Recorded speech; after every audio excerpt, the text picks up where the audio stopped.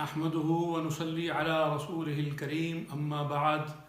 فأعوذ بالله السميع العليم من الشيطان الرجيم بسم الله الرحمن الرحيم أقم الصلاة لذكري صدق الله العظيم اللهم صل على سيدنا محمد وأصحاب سيدنا محمد وبارك وسلم وصلوا عليه۔ ناظرین کیسے ہیں آپ؟ خیریت سے ہیں؟ آج ہم آپ سے ایک دفعہ پھر نماز کے ہی موضوع پر بات کریں گے۔ اس سے پہلے ہم آپ کے ساتھ شیئر کر چکے ہیں نماز شروع کرنے سے پہلے جو 6 شرائط ہیں ان کے بارے میں گزارشات پیش کی گئی ہیں، اور اس کے ساتھ ساتھ نماز کے اندر جو 6 بنیادی ارکان ہیں جن کے جو فرائض میں شامل ہیں، ارکان کہہ لیں، فرائض کہہ لیں، شرائط کہہ لیں، جو نماز کو قائم کرنے کے لیے نماز تکبیر تحریمہ سے لے کر اور نماز سے نکلنے تک۔ اسی طرح آج ہم آپ کے ساتھ نماز کے واجبات شیئر کریں گے۔ تو بعض کتابوں میں 14 لکھے ہوئے ہیں، بعض میں 16، تو بعض دفعہ یہ ہوتا ہے کہ وہ ایک رکن کو ڈیٹیل سے کھول کے اس کے 2 جز کر کے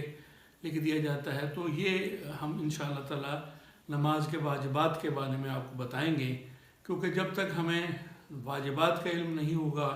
تو واجبات کی اہمیت کیا ہے اس کا علم ہونا بھی ضروری ہے،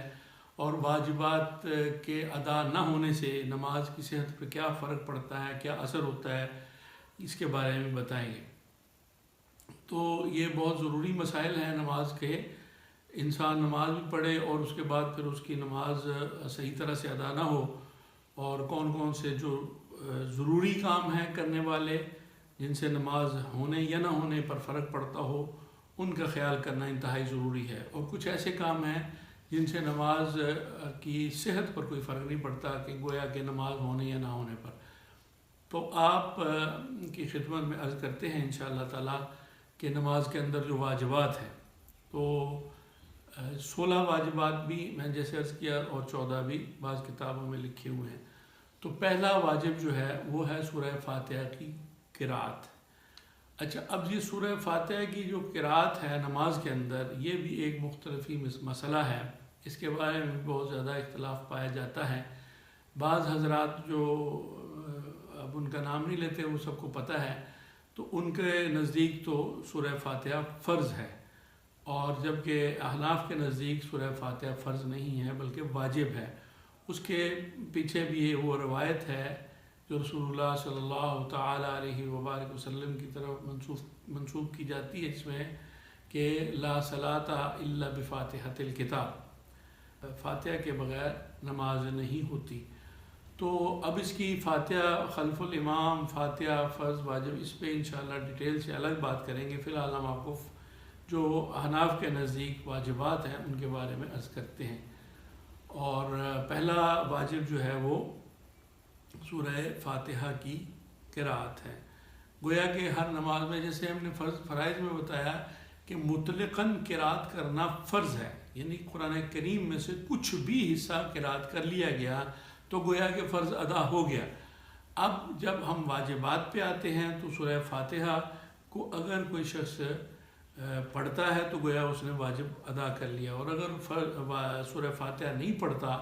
اور قرآن کی سورت کوئی پڑھ لیتا ہے تو گویا اس سے ایک واجب مس ہو گیا۔ تو لا صلاۃ الا بفاتحۃ الکتاب کے حوالے سے اس میں احناف کے نزدیک یہی ہے کہ سورہ فاتحہ واجب ہے۔ اس کے بعد دوسرا واجب ہے وہ ہے فرض کی پہلی 2 رکعتوں میں، اور سنت اور نوافل کی 4 رکعتوں میں یا جتنی بھی رکعتیں ہوں، سورہ فاتحہ کے بعد کوئی سورت ساتھ ملانا یہ بھی واجب ہے۔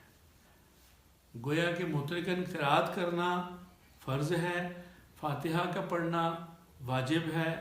سورہ فاتحہ فرض کی پہلی 2 رکعتوں میں اور باقی 4 رکعتوں میں فاتحہ کے بعد سورت ملانا یہ واجب ہے۔ تیسرا واجب ہے فرض کی پہلی 2 رکعتوں میں قرأت کرنا، یہ بھی واجب۔ سورہ فاتحہ کی قرأت، سورہ فاتحہ کی قرأت پہلا واجب ہو گیا، اور فرضوں کی پہلی 2 رکعتوں میں قرأت یہ بھی واجب ہے، اور فرضوں سنتوں نوافل کی چاروں رکعتوں میں سورہ فاتحہ کے بعد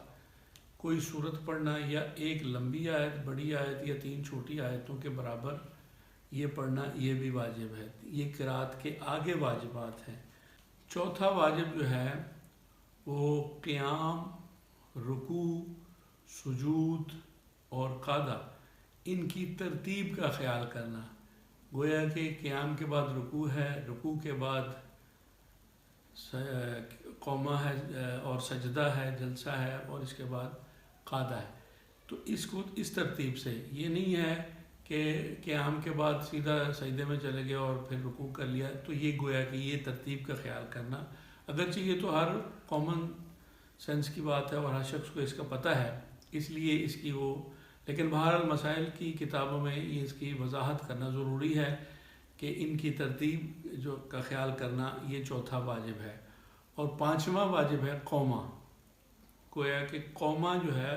وہ رکوع کے بعد جو تھوڑی دیر کھڑے ہونا ہوتا ہے اس کو قومہ کہا جاتا ہے، اور اس کے لیے رسول اللہ صلی اللہ علیہ وآلہ وسلم سے کچھ، جیسے کہ ہر رکن کے لیے، ہر نماز کے حصے کے لیے کچھ تو دعائیں ایسی ہیں جو رسول اللہ صلی اللہ علیہ وآلہ وسلم قومے میں، جیسے کہ ربنا لک الحمد حمدا کثیرا طیبا مبارکا فی، تو یہ بھی اگر اتنی دیر گویا کہ انسان کھڑا ہو جائے قومے کے بعد، رب سمیع اللہ لمن حمیدہ ربنا لک الحمد حمدا کثیرا طیبا مبارکا فی، یہ بھی اگر پڑھ لے، یہ کوئی یاد کر لے تو اچھی بات ہے، اگر ربنا لک الحمد تک بھی پڑھ لے تو وہ بھی کافی ہے۔ اور سیدھا کمر کو بالکل سیدھا کر لینا یہ قومہ ہے، یعنی یہ جیسے کہ بعض لوگ کرتے ہیں کہ رکوع سے تھوڑا سا سر اوپر اٹھایا اور سیدھے سجدے میں چلے گئے، کمر کو بالکل سیدھا کرنا، سیدھے بالکل کھڑے ہو جانا، یہ قومہ ہے۔ اور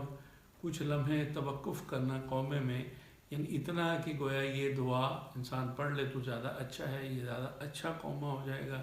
ورنہ ربنا لک الحمد تک بھی اگر قومہ کر لیا تو یہ بھی کافی ہے۔ اور اس کے بعد یہ پانچواں واجب ہو گیا،